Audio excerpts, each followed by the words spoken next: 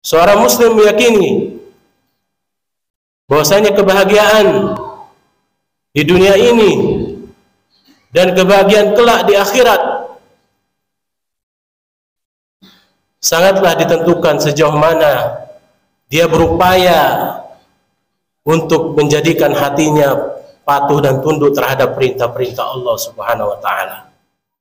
Ketika kita menjalankan suatu ibadah kepada Allah, kita meyakini bahwasanya ibadah itu bukan suatu kewajiban saja, tetapi merupakan kebutuhan. Manakala ibadah itu suatu kebutuhan, ya ibaratnya kita makan nasi, kita akan butuh terhadap ibadah tersebut. Rasulullah SAW, orang yang paling mulia, orang yang maksum, orang yang terjaga daripada kesalahan, terlepas dari dosa. Tetapi apa yang Rasulullah SAW lakukan? 100 kali, 70 kali lisannya terbasahi untuk bertobat kepada Allah Subhanahu wa taala. Lantas kita yang tidak mempunyai jaminan sedikit pun dari Allah Subhanahu wa taala, sudah berapa kalikah kita dalam sehari bertobat kepada Allah? Kita kembalikan pertanyaan ini kepada diri kita masing-masing. Kita timbang kebaikan kita timbang ibadah kita. Jangan sampai kemaksiatan kita lebih dominan daripada ibadah kita kepada Allah. Wa nasta'inuhu wa nastaghfiruh wa na'udzu billahi min shururi anfusina wa min sayyiati a'malina. May yahdihillahu fala mudilla lahu wa may yudlil fala hadiya lahu. Asyhadu an la ilaha illallah wahdahu la syarika lahu wa asyhadu anna Muhammadan abduhu wa rasuluhu la nabiyya wa la rasula ba'd. Faqala Allah Ta'ala fi kitabil karim, a'udzu billahi minasy syaithanir rajim, ya ayyuhalladzina amanu taqullaha haqqa tuqatih wa la tamutunna illa wa antum muslimun. Faqala ya ayyuhalladzina amanu taqullaha wa qulu qawlan sadida yuslih lakum a'malakum wa yaghfir lakum dhunubakum wa may yuti'illaha wa rasulahu faqad faza fawzan 'azima. Fa inna asdaqal hadisi kitabullah wa khairul hadi hadi Muhammadin sallallahu alaihi wasallam wa syarrul umuri muhdatsatuha wa kullu muhdatsatin bid'ah wa kullu bid'atin dalalah wa kullu dalalatin finnar. Amma ba'd. Ma'asyiral muslimin rahimani wa rahimakumullah. Kita bersyukur kepada Allah Subhanahu wa taala atas limpahan nikmat, karunia serta kasih sayang Allah Subhanahu wa taala sehingga kita dimampukan oleh Allah Subhanahu wa taala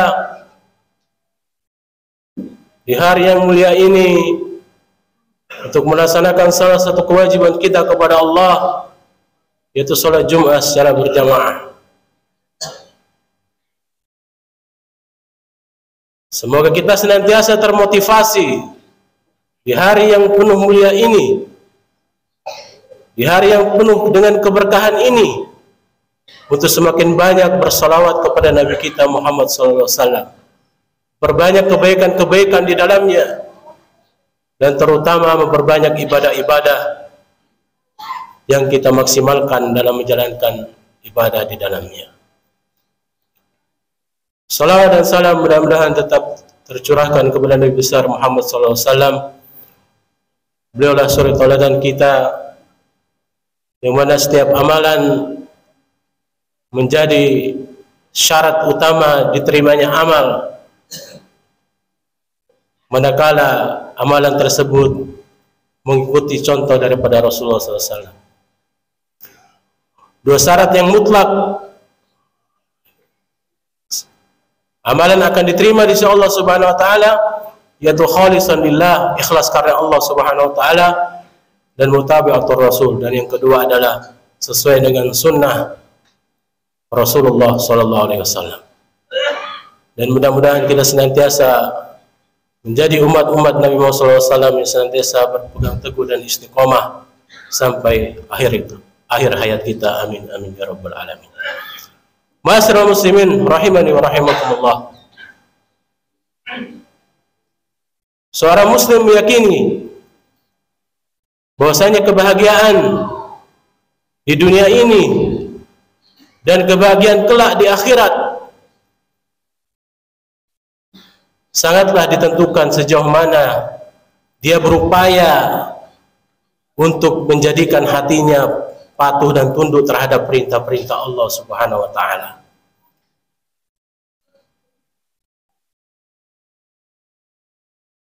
Allah Subhanahu wa taala ingatkan dalam surat Asy-Syams ayat ke-9 dan 10. Qad aflaha man zakkaha wa qad khaba man dassaha. Sungguh telah beruntunglah orang-orang yang senantiasa menjadikan hatinya, jiwanya bersih. Dan sungguh merugilah orang-orang yang senantiasa menjadikan hatinya kotor.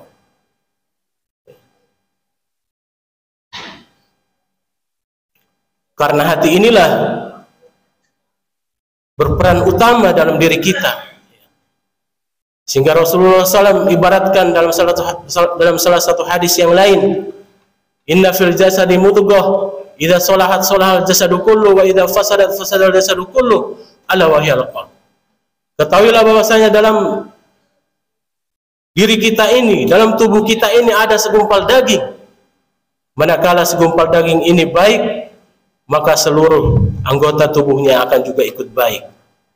Tetapi manakala segumpal daging ini jelek, maka seluruh tubuhnya akan ikut jelek. Ala wahyal qalb. Kata Rasulullah SAW, ala wahyal qalb. Ketahuilah bahwasanya segumpal daging itu adalah hati. Sehingga peran hati begitu penting dalam kehidupan kita.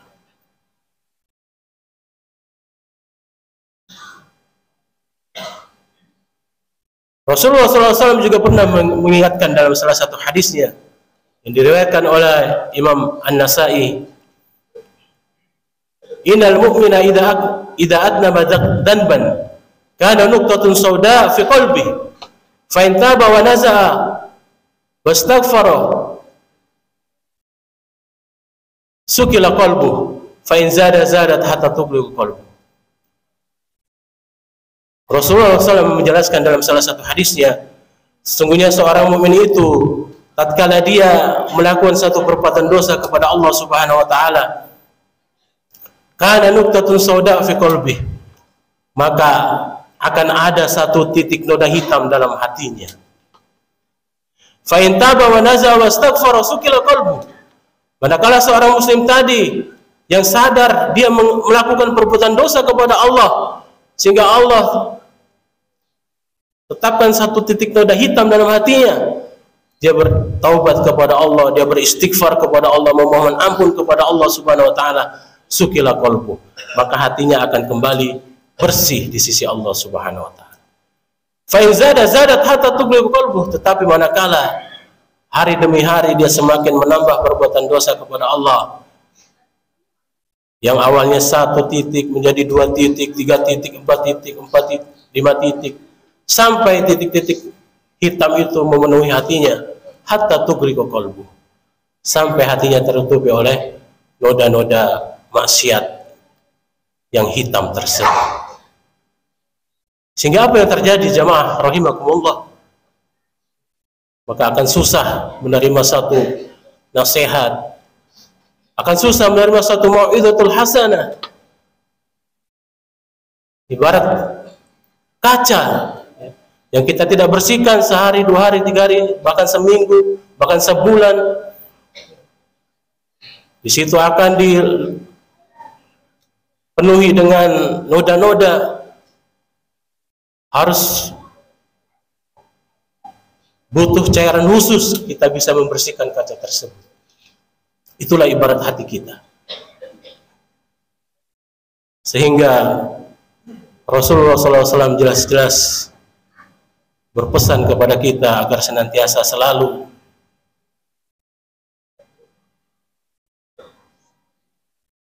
bertaubat kepada Allah Subhanahu wa taala. Sehingga ulama telah menjelaskan tentang 3 hal. Ada 3 hal amalan yang senantiasa kita lakukan agar senantiasa hati kita ini senantiasa selalu patuh dan tunduk terhadap perintah-perintah Allah Subhanahu wa taala. Ketika kita menjalankan suatu ibadah kepada Allah, kita meyakini bahwasanya ibadah itu bukan suatu kewajiban saja, tetapi merupakan kebutuhan. Manakala ibadah itu suatu kebutuhan, ya ibaratnya kita makan nasi, kita akan butuh terhadap ibadah tersebut.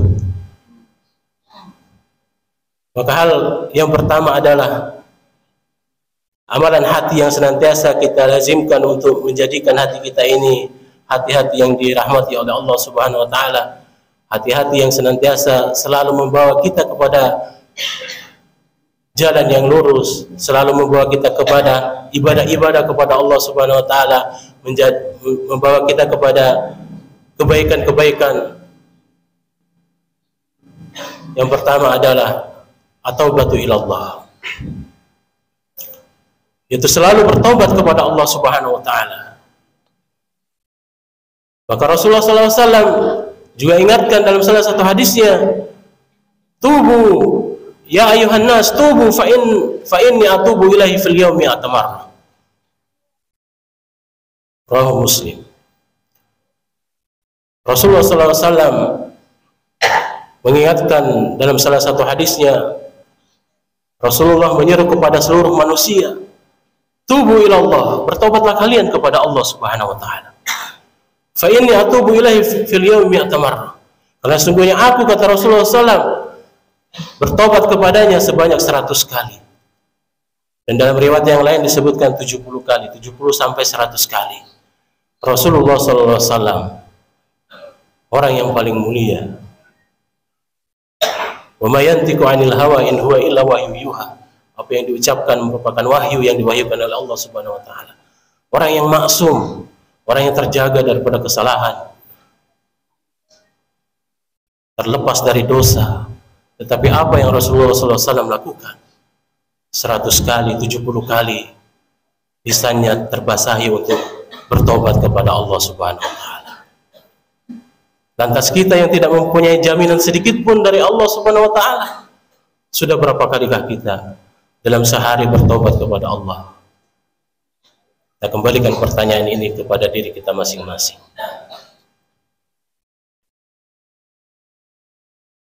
Kemudian yang kedua, jamaah rahimani wa rahimakumullah, amalan hati yang senantiasa kita lazimkan agar senantiasa hati ini senantiasa tunduk dan patuh terhadap perintah-perintah Allah Subhanahu wa taala.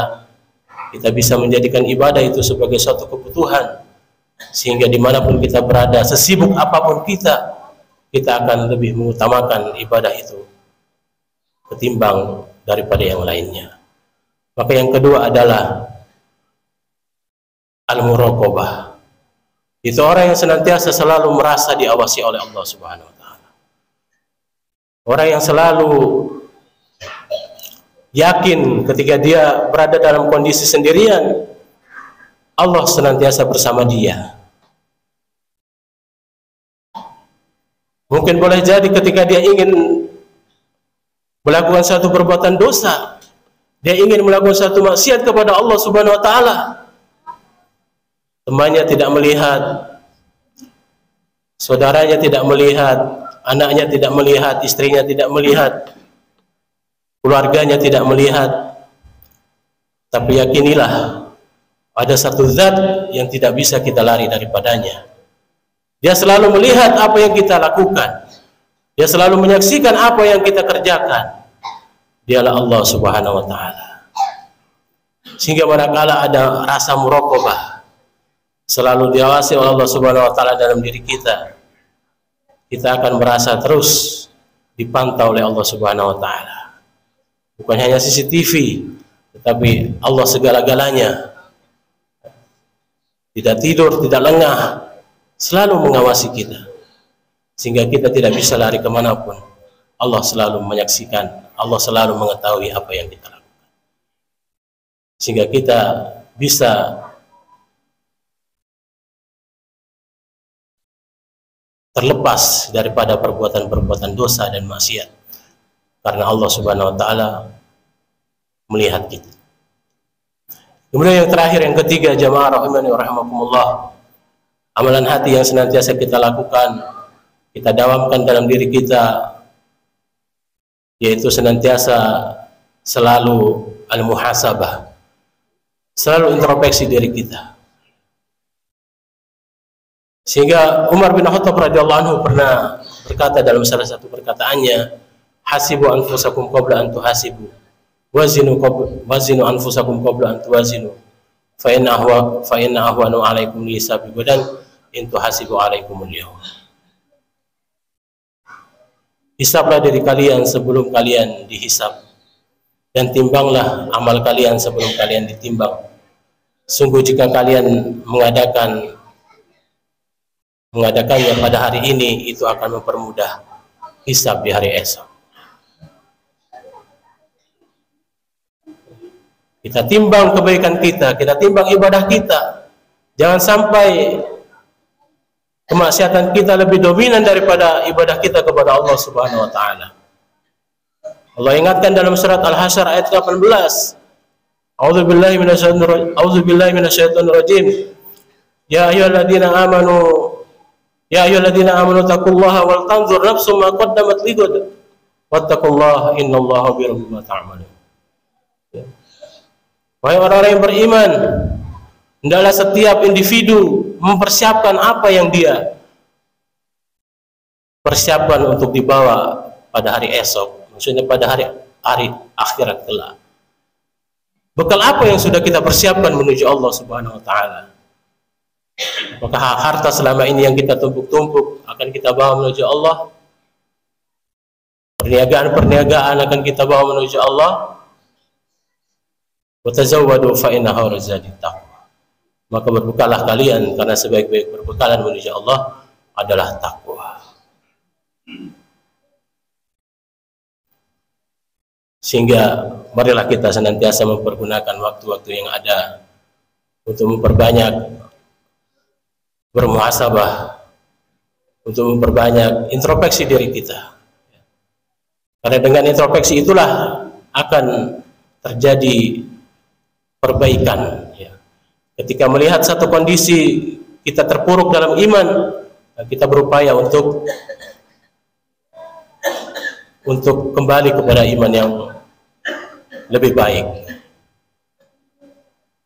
Ketika kita jauh dari Allah Subhanahu wa taala, kita akan berupaya semakin dekat kepada Allah Subhanahu wa taala. Manakala kita lakukan muhasabah kepada Allah Subhanahu wa taala. Barakallahu wa lakum fil Qur'anil karim wa nafa'ani wa iyyakum bima fihi minal ayati wa dzikril hakim wa taqabbala minna wa minkum tilawatahu innahu huwal ghafurur rahim.